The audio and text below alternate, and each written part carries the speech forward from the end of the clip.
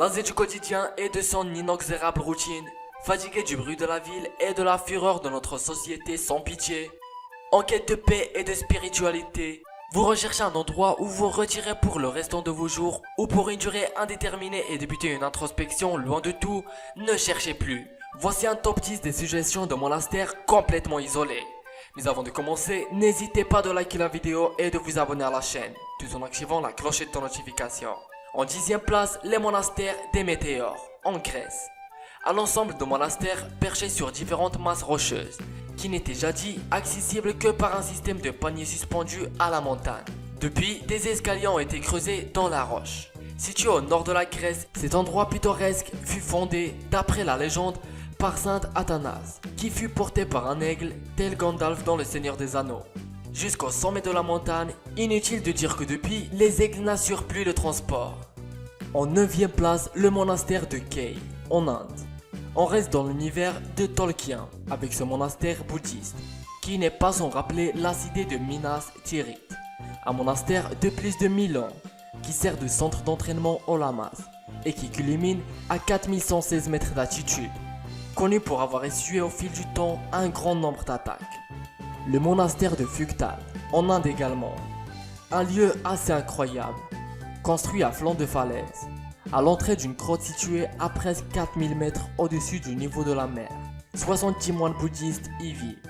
Le monastère d'Ostrog en Monténégro, intégré le monastère de l'église orthodoxe serbe d'Ostrog, revient à régulièrement rencontrer des touristes qui viennent admirer le panorama mais aussi rechercher les miracles que sont censés apporter les saints reliques qu'on peut y trouver. Pour la tranquillité totale, on repassera. A noter que le lieu est considéré comme une sorte de carrefour des religions catholiques, musulmanes et orthodoxes.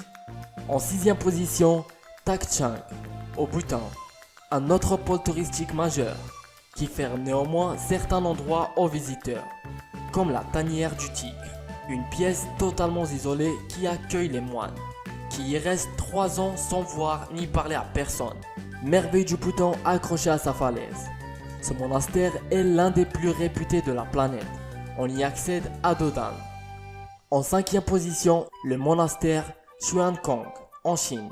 Celui-là aussi est plus difficile d'accès. Il suffit de le voir pour s'en convaincre. Presque miraculeusement fixé à une imposante paroi rocheuse, il défie la gravité depuis sa construction en 491. En 4e position, le monastère Popa Tongkalat, en Birmanie.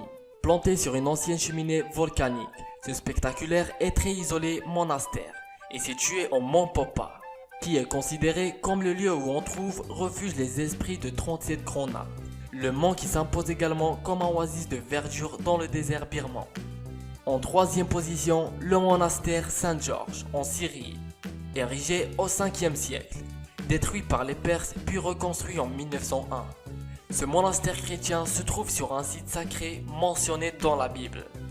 En 2e position, le monastère de Sümela, en Turquie. En plein parc national d'Altinter, le monastère de Sümela attire lui aussi de nombreux touristes.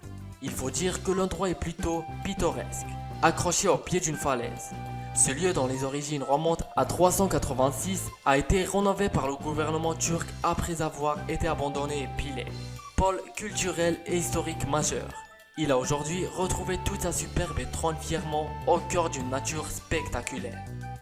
En première position, l'abbaye Saint-Martin du Canigou, en France. Parce que tous les lieux précédemment cités sont situés très loin de la France et qu'il fallait bien proposer une alternative plus raisonnable en termes de distance. Nous avons sélectionné pour vous cette abbaye romaine baignée par la nature luxuriante et bienveillante du massif du Canigou. Pas un monastère à proprement parler, mais un endroit qui accueille régulièrement des personnes désireuses de venir se ressourcer dans la prière et le recueillement. Les touristes sont aussi les bienvenus. Voici la fin de ce top 10 des monastères les plus isolés de la planète. Parmi lequel de ces monastères vous trouviez le plus magique? Faites-nous savoir dans les commentaires. A bientôt dans une nouvelle vidéo.